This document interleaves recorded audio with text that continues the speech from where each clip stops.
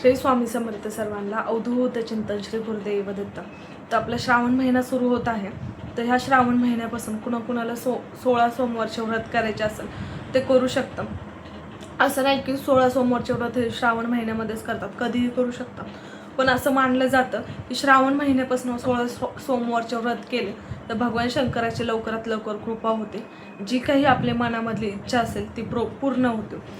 आता प्रत्येक जणांचं असं म्हणणं असतं की 16 सोमवार हे फक्त नवऱ्यासाठीच उपवास केले जातात, किंवा लग्न ठरत नाहीये मग 16 सोमवार कर, पाहुणे येत नाहीये मग 16 सोमवार कर, काही ना काही लग्नामध्ये अडचण आली 16 सोमवार कर. तर फक्त लग्न होत नाहीये किंवा लग्न ठरत नाहीये किंवा पाहुणे येत नाहीये किंवा फक्त हे मुलींनीच करायचे असतात असं काही नाहीये. ते कुणीही करू शकता, मुलगाही करू शकते, मुलगीही करू शकते, लग्न झालेलेही करू शकतात, बिना लग्नाचेही करू शकतात, स्त्री पुरुष कुणीही करू शकतात. असं नाहीये की 16 सोमवार फक्त आणि फक्त हे लग्नासाठीच आहे किंवा लग्न ठरत नाहीये किंवा मुलगीच करू शकते असं नाहीये. मुलगा करू शकतो, मुलगी करू शकतो, लग्न झालेलेही करू शकतात. आणि 16 सोमवार म्हणजे फक्त लग्नासाठी नाहीये. तर प्रत्येक तुमची कोणतीही इच्छा असेल, कोणतीही तुमची साधी कोणतीही इच्छा असेल, घर, जॉब, प्रॉपर्टी, कर्ज, किंवा तुम्हाला गाडी घ्यायचा आहे, बंगला घ्यायचा आहे, तुमची स्वतःची जागा आहे, घर बांधायचं आहे, किंवा कोणतीही तुमची इच्छा असेल किंवा स्वतःची जागा होण्यासाठी कोणतीही इच्छा असेल, कोणत्याही इच्छेसाठी तुम्ही 16 सोमवार करू शकता. आणि असं नाही की महादेवाने कोणतं रिस्ट्रिक्शन नाही लावलं की तुम्ही ह्याच्यासाठी 16 सोमवार करू शकतात. कोणत्याही तुमची कोणतीही इच्छा असेल, कोणतीही इच्छा असेल, कोणतीही जॉबसाठी असेल, घरसाठी असेल, अजून आणखीन कोणतीही असेल, कोणतीही इच्छा, मी काय म्हणते, कोणतीही इच्छा असेल तुमची, कोणतीही इच्छा, त्याच्यासाठी कोणत्याही इच्छेसाठी तुम्ही हा व्रत करू शकता. पर्टिक्युलर नाही आहे की लग्नासाठीच करू शकते, मुलगीच करू शकते, लेडीजच करू शकते, जेंट्स करू शकत नाही, कुणीही करू शकतात. त्याला कोणतेही बंधन नाही. भगवान शंकरांनी असं कधी सांगितलं नाही आणि कुठेही असं लिहिलेले नाही. हे फक्त आपण ठरवलंय की लग्नासाठीच करू शकतात, लग्नासाठीच करू शकतात. तो 16 सोमवार व्रत हे भरपूर जणांनी स्वतःचं घर होण्यासाठी केलेलं आहे. तुम्ही बघू शकत असाल, खूप व्हिडिओ व्हायरल होत होते मध्ये मध्ये की स्वतःचं घर होण्यासाठी बायकांनी केलेले 16 सोमवारचं व्रत आणि त्यांचं हे पूर्णही झाले. किंवा कोणाला संतान प्राप्तीसाठी असेल त्याच्यासाठीही केले, तेही त्यांचं स्वप्न पूर्ण झालेलं आहे. प्रत्येकाचं स्वप्न पूर्ण झालेलं आहे. देव फक्त भक्तीचा भुकेला आहे. तुम्ही कोणत्याही कधीही कशीही करा, फक्त तुम्ही सेवा करा, मनापासून करा. देवाला फक्त मनातनं पाहिजे. तुमचा दिखावा देवाला अजिबात आवडत नाही. तुम्ही भरपूर काही सामान घेऊन गेले आहे, भरपूर काही फळ बी भरपूर काही नेलं आहे, मग तुम्हाला देव प्रसन्न होईल असं नाही आहे. देव फक्त भोळ्या भक्ताला प्रसन्न होतो. आणि जेवढं तुम्ही साधे सेवा कराल तेवढं तुम्हाला प्रसन्न होतो. देव असं नाही आहे की ज्याच्याकडे पैसे आहे त्याला प्रसन्न होईल, ज्याच्याकडे काहीच नाही आहे त्याला काहीच नाही भेटणार, असं नाही आहे. देवाला सगळ्याची सगळे माहिती असतं. उलट जेवढे साधी सेवा, जेवढा जास्त गरीब असेल त्याला पटकन देव पावतो, जेवढ्यात मी बघितलं आहे. आणि जेवढी तुम्ही भोळी सेवा करता तेवढं तुम्हाला देव पटकन पावन करतो. तर 16 सोमवार हे तुम्ही ह्या सोमवारपासून चालू करू शकता. 16 सोमवारचे व्रत. तर व्रत करताना तुम्हाला कथेचं पठण करायचं आहे. त्याच्यानंतर तुम्हाला पूजा करायची आहे. पूजा तुम्ही घरामध्ये करू शकता किंवा मग तुम्ही मंदिरात जाऊनही करू शकता. दोन्ही केले तर अतिउत्तम. तुम्हाला मंदिरात जावंच लागणार. तुम्ही सकाळी जरी गेले मंदिरामध्ये तर तुम्हाला संध्याकाळी प्रदोष काळामध्ये जावं लागतं. 4:30 ते 7:30पर्यंत तुम्ही ह्या काळामध्ये, प्रदोष काळ असतो तो. प्रदोष काळ म्हणजे काय, भगवान शंकरांना प्रसन्न करण्याचा काळ. ह्या काळामध्ये भगवान शंकर तुम्ही जे कोणतेही व्रत करत असाल त्याला पटकन प्रसन्न होतात आणि तुम्हाला जे काही इच्छा असेल ती तुमची पटकन पूर्ण होते. तुम्ही ह्या काळामध्ये तुम्हाला अभिषेक करायचा असेल अभिषेक करू शकता. कोणतीही सेवा तुम्ही ह्या काळामध्ये करू शकता. तर त्यावेळेस तुम्हाला भगवान शंकरांची पूजा ही मंदिरात तुम्हाला सकाळी जायचं आहे. तर सकाळी जाताना तुम्हाला जल न्यायचं आहे. त्याच्यानंतर दही, दूध, पंचामृत जे बनवतो ते घेऊन जायचं आहे. त्याच्यानंतर दूध न्यायचं आहे. त्याच्यानंतर तुम्हाला भस्म न्यायचं आहे, गंगाजल न्यायचं आहे. त्याच्यानंतर तुम्हाला बिल्वपत्र न्यायचं आहे. फळ, फूल कोणतंही घेऊन जाऊ शकता. पांढरं फूल नेऊ शकता किंवा तुमच्याकडं धोत्र्याचं फूल पान असेल तर तेही तुम्ही घेऊन जाऊ शकता. कोणतंही घेऊन जाऊ शकता, त्याला काही बंधन नाही. फक्त पांढरं फूल असेल तर, किंवा नाही भेटलं तर तुम्ही कोणतंही फूल वाहू शकता देवाला. तुम्ही हे सगळं घेऊन जाऊ शकता. त्याच्यानंतर तिथं गेल्यानंतर चंदनसुद्धा घेऊन जाऊ शकता तुम्ही. तिथे गेल्यानंतर पिंडीवरती तुम्ही पाणी अर्पण करू शकता, जल अर्पण करू शकता. त्याच्यानंतर तुम्ही दही, दूध, पंचामृत नेलं आहे, पंचामृताने अभिषेक करू शकता. अभिषेक केल्यानंतर तुम्हाला दूध अर्पण करायचं आहे. दूध अर्पण केल्यानंतर तुम्ही पुन्हा एकदा पाण्याने अभिषेक करू शकता. पाण्याने केल्यानंतर देवाला चंदन लावायचं आहे. असेल तर ठीक, नसेल तर असेल तर अतिउत्तम, नसेल तरी चालेल, काही हरकत नाही आहे. जर असलं तर तुम्ही घेऊन जाऊ शकता किंवा चंदनाचा आपण घरात टिका लावतो महाराजांना, तोही घेऊन गेलं तरी चालेल, काही बंधन नाही आहे त्याला. ते पण चंदनाचंच असतं, तेही घेऊन जाऊ शकता तुम्ही, तेही लावलं तरी चालेल. त्याच्यानंतर तुम्हाला भस्म लावायचं आहे. भस्म तुम्हाला 3 बोटांनी लावायचं आहे, ब्रह्मा, विष्णू आणि महेश. पहिलं देवाला लावायचं आहे. देवाला लावल्यानंतर स्वतःच्या कपाळाला लावायचं आहे. जी काय आपले वाईट एनर्जी असते ती सगळी निघून जाण्यासाठी.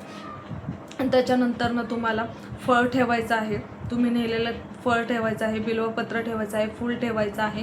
त्याच्यानंतर तुम्ही आरती करायची आहे देवाची. थोडंसं ओवाळून घ्यायचं आहे. तुम्ही छोटासा दिवा घेऊन जाऊ शकता, ते न्यायचं आहे. नंतर अगरबत्ती लावायची आहे.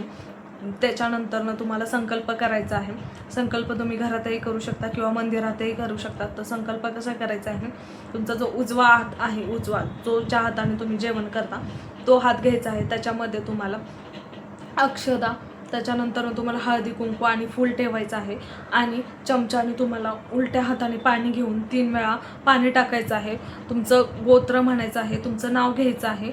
आणि त्याच्यानंतर नाव घेतल्यानंतर तुमची जी काही इच्छा असेल, तुम्ही जसं घर, प्रॉपर्टी, जागा, जमीन, जॉब, कोणत्याही रिलेटेड किंवा लग्न ठरत नसेल, असं आणखीन कोणतीही तुमची इच्छा असेल किंवा तुमच्या खूप कर्ज झालं असेल, काही इच्छा असेल, ते म्हणायचं आहे. आणि माझी ही इच्छा 16 सोमवारमध्ये देवा पूर्ण कर, असं म्हणून तुम्हाला खाली हे सोडायचं आहे. त्याच्यानंतर ते पाणी तुम्हाला तुळशीमध्ये नाही सोडायचं आहे, कोणत्याही झाडाला तुम्ही सोडू शकता. हे झाल्यानंतर तुम्हाला संध्याकाळ दिवसभर तुम्हाला उपवास पकडायचा आहे. उपवास तुम्हाला फळ हारच खायचा आहे, दुसरं कोणतंही खायचं नाही आहे. दिवसभर तुम्हाला फक्त आणि फक्त फळावरतीच उपवास पकडायचा आहे.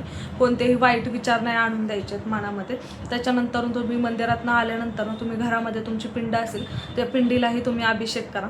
अभिषेक केल्यामध्ये काय करायचं आहे, खाली पांढरं वस्त्र अंथरायचं आहे. पांढरं असेल तर ठीक आहे, दुसरं कोणतं असेल तर लाल, पिवळं, हिरवं कोणतंही हातरू शकता. फक्त तुम्हाला काळं वगैरे कोणतं हातरायचं नाही आहे. त्याच्यानंतर तुम्हाला एक छोटीशी परत असेल ती ठेवायची आहे. त्याच्यानंतर शिवपिंड ठेवायची आहे. पिंडीवरती तुम्हाला अभिषेक करायचा आहे. अभिषेकमध्ये तुम्हाला जल ओतायचं आहे. त्याच्यानंतर पंचामृत ओतायचं आहे, दूध ओतायचं आहे, नंतर परत जल ओतायचं आहे. त्याच्यानंतर तुम्हाला चंदन लावायचं आहे. चंदन झाल्यानंतर तुम्हाला भस्म लावायचं आहे. भस्म लावल्यानंतर देवाला तुम्हाला जे काही फळ, फूल असेल ते तुम्हाला अर्पण करायचं आहे. आरती देवाला खडी साखर वगैरे नैवेद्य ठेवायचं आहे घरी आल्यानंतर. त्याच्यानंतर तुम्हाला ते झाल्यानंतर कथापठण करू शकता. तुम्ही सकाळी करू शकता किंवा तुम्ही संध्याकाळी करू शकता. तर तुम्हाला सकाळी असेल तर सकाळीच करून घ्या, संध्याकाळी वेळ असेल तर संध्याकाळी करून घ्या. त्याच्यानंतर कथापठण केल्यानंतर तुम्हाला भगवान शंकराची स्तुतीपठण करायची आहे. स्तुतीपठण केल्यानंतर तुम्हाला भगवान शंकराच्या नामावली 108 नामावली म्हटले तरी चालेल, अतिउत्तम. शिव महिमा स्तोत्र म्हणायचं आहे किंवा तुम्ही यूट्यूबलाही लावून देऊ शकता आणि शांतपणे तुम्ही ऐकू शकता, हे करू शकता तुम्ही. त्याच्यानंतर तुम्हाला दिवसभर फक्त आणि फक्त फळहारच करायचा आहे. म्हणजे तुम्ही कोणतेही फ्रूट खाऊ शकता, बाकी तुम्हाला दुसरं काहीच खायचं नाही आहे. किंवा कोणी पाण्यावरती उपवास पकडतं, म्हणजे दिवसभर काहीच खात नाही ते, फक्त आणि फक्त. पण काय होतं ह्यानी, कधी कधी आपल्या तब्येतीला सहन होत नाही, आपण अचानकच हे करतो. तर ज्याला सहन होत असेल त्यानेच करा, पण पहिली आपल्या तब्येतीची काळजी घ्या आणि मगच करा. त्याच्यानंतर तुम्ही हे सगळं दिवसभर उपवास वगैरे केल्यानंतर 4, 4:30 किंवा 7, 7:30च्या दरम्यानमध्ये तुम्हाला जे पूजेचं ताट असेल, तुम्ही जे सकाळी नेलं आहे ते घ्यायचं आहे. त्याच्यामध्ये जसं की तुम्ही दही, दूध, पाणी, गंगाजल, दूध, त्याच्यानंतर भस्म, चंदन, त्याच्यानंतर तुम्ही बिल्वपत्र नेलं असेल, फळ, फूल, धोत्र्याचं फळ किंवा फूल नेलं असेल किंवा अगरबत्ती, हे सगळं किंवा खडीसाखर, हे सगळं तुमचं जे पूजेचं ताट असेल ते घ्यायचं आहे. त्याच्यामध्ये आणखीन एक गोष्ट ॲड करायची आहे, ते म्हणजे चुरम्याचे लाडू.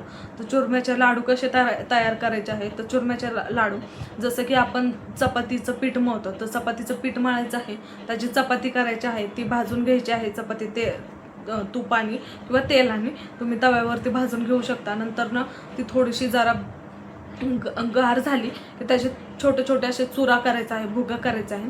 भुगा केल्यानंतर त्याच्यामध्ये तुम्ही खडीसाखर किंवा साखर किंवा तुमच्याकडे गुळ असेल तर ते घालू शकता आणि तूप घालू शकता. तूप घातल्यानंतर ते पूर्ण असं चुरून घ्यायचं आहे. चुरून घेतल्यानंतर तो पूर्ण असं त्याचा काला करायचा आहे, मलिदा करायचा आहे, त्याचा पूर्ण असं हे करायचं आहे, त्याचा चुरमा करून घ्यायचा आहे. चुरमा करून पूर्ण असं मळून घ्यायचं आहे, एकदम असं बारीक करायचं आहे. म्हणजे असं आपण दिवाळीला कसे लाडू वगैरे बांधतो तसं झालं पाहिजे म्हणून ते एकदम बारीक घ्यायचं आहे. तूप करून ते पूर्ण मळून घ्यायचं आणि मळल्यानंतर ना त्याचे छोटे छोटे, आपल्याला फक्त एक चपाती असली तरी उत्तम. एक चपाती असेल ना त्याचे 3 लाडू होतात छोटे छोटे. ते छोटे छोटे आपल्याला लाडू करायचे आहे. त्याचं पूर्ण चुरून घ्यायचं आहे आणि त्याचे 3 लाडू करायचे आहेत. 3 लाडू कशासाठी? तर एक आपल्याला भगवान शंकरांना अर्पण करायचं आहे, दुसरं हे गाईला अर्पण करायचं आहे, तिसरा हा आपल्याला स्वतः खायचा आहे. जो कोणी उपवास करणार असेल, महिला जे कोणी तुम्ही उपवास करणार असाल तो तुम्हाला चुरम्याचा लाडू खायचा आहे. तर तुम्ही हे ताट आणि चुरम्याचे लाडू घेऊन जाऊ शकता. घेऊन गेल्यानंतर ना पूजा वगैरे झाली ना संध्याकाळी तशीच पूजा करायची आहे. जल अर्पण करायचं आहे, पंचामृत, त्याच्यानंतर दूध, नंतरनं पाणी अर्पण करायचं आहे. त्याच्यानंतरनं तुम्हाला फूल, अक्षदा किंवा धोत्र्याचं फूल ठेवायचं आहे, चंदन लावायचं आहे. त्याच्यानंतरनं तुम्हाला भस्म लावायचं आहे, अगरबत्ती वगैरे तुम्ही छोटासा देवाला दिवाही लावू शकता. तुपाचा, तेलाचा कोणताही चालेल. देवाला फक्त श्रद्धा हवी आहे आणि मनापासून भक्ती हवी, बाकी काहीच नको आहे देवाला. हे सगळं तुम्ही घेऊन जाऊ शकता. आणि नंतर हे झाल्यानंतर एक जो लाडू, चुरम्याचा लाडू, तो देवापाशी ठेवायचा आहे. त्याच्यानंतरनं एक लाडू तुम्हाला गाईला न्यायचा आहे. जर तुमच्यापाशी गाई नसेल तर कोणत्याही तुम्ही प्राण्याला देऊ शकता, कारण आता सध्याला जर सिटीमध्ये जर बघत असाल तर तुम्हाला इथं गाई मिळणं शक्य नाही आहे, खूपच अवघड आहे. जर तुम्ही कुठं आउटसाईडला राहत असेल तर तुम्हाला गाई वगैरे मिळू शकते, पण सिटीमध्ये तुम्हाला गाई वगैरे नाही मिळू शकत. तर त्यामुळे तुम्ही कोणत्याही पक्ष्याला किंवा प्राण्याला हा नैवेद्य तुम्ही देऊ शकता. गाई असेल तर उत्तमच, पण कोणत्याही पक्ष्याला किंवा प्राण्याला तुम्ही देऊ शकता.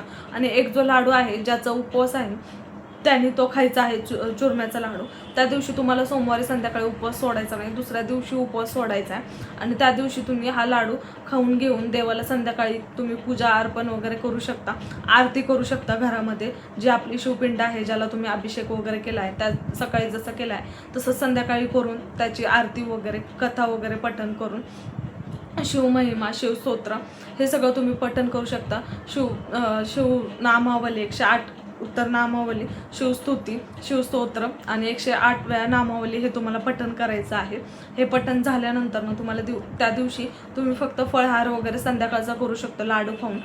पण तुम्ही उपवास त्या दिवशी सोडायचा नाही. उपवास हा तुम्हाला दुसऱ्या दिवशी सोडायचा आहे. दुसऱ्या दिवशी तुम्ही पूजा वगैरे मांडलेली जी आहे ना ती आपण सगळी उचलायची आहे. त्याचं कसं करायचं आहे, अगरबत्ती वगैरे लावायची आहे. अगरबत्ती लावून आपल्याला थोडीशी खडीसाखर देवापुढे ठेवायची आहे आणि मग उत्तर पूजा उचलायची आहे. आणि नंतर ना आपल्याला जो काही उपवास असेल तो सोडायचा आहे. अशा पद्धतीने तुम्ही 16 सोमवारचे व्रत करू शकता आणि संकल्प करू शकता. संकल्प हा तुम्ही घरातही करू शकता किंवा तुम्ही मंदिरातही करू शकता. असं नाही की तुम्ही मंदिरात नाही करायचं किंवा घरात नाही, कुठेही करू शकता. पण मंदिरात जर गर्दी असेल तर तुम्ही घरामध्ये शिवपिंड असेल तर तिथेही करू शकता. पण दिवसभर तुम्हाला कोणतेही वाईट विचार नाही आणून द्यायचे. कोणतेही वाईट विचार, कोणाबद्दल वाईट बोलायचं नाही, कोणाबद्दल वाईट विचारही येऊन द्यायचं नाही आहे. हे सगळं तुम्हाला करायचं आहे. पण ह्याच्यामध्ये तुम्हाला तुमच्या शरीराची तेवढीच काळजी घ्यायची आहे. जर तुम्हाला होत नसेल तर तुम्ही काही खाऊ शकता, फळ वगैरे अजून दुसरेही खाऊ शकता. किंवा कोणी कोणी पाण्यावरती उपवास पकडतं. भरपूर जण फक्त दिवसभर पाणीच पितात. जर होत असेल तर करा, नसेल होत तर प्लीज करू नका. पहिले आपल्या शरीराची काळजी घ्या आणि जसं उपवास असेल तसं करा, पण उपवास फक्त दुसऱ्या दिवशी सोडा. आणि जर तुम्ही पहिल्या दिवशी जास्त शिवपिंडीवरती तुम्ही अभिषेक करणार आहे ना घरामध्ये किंवा मंदिरात, त्याच शिवपिंडीवरती 16 सोमवार होईपर्यंत तुम्हाला अभिषेक करायचा आहे, 17व्या सोमवारपर्यंत. जर तुम्हाला सुतक किंवा विटाळा आला असेल तर त्या दिवशी तुम्हाला फक्त उपवास पकडायचा आहे. त्या दिवशी कोणतीही पूजा करायची नाही आहे. कोणतीच पूजा करायची नाही, ना मंदिरात करायची नाही, घरात करायची. तुम्ही फक्त उपवास पकडू शकता. ह्या पद्धतीने तुम्ही तुमचे 16 सोमवाराचे व्रत करू शकता. ज्यांना कोणाला करायचं असेल त्यांनी ह्या श्रावण सोमवारामध्ये करून घ्या. ज्यांची इच्छा असेल त्यांनी करून घ्या. श्री स्वामी समर्थ. अवधूत चिंतन. श्री गुरुदेव दत्त.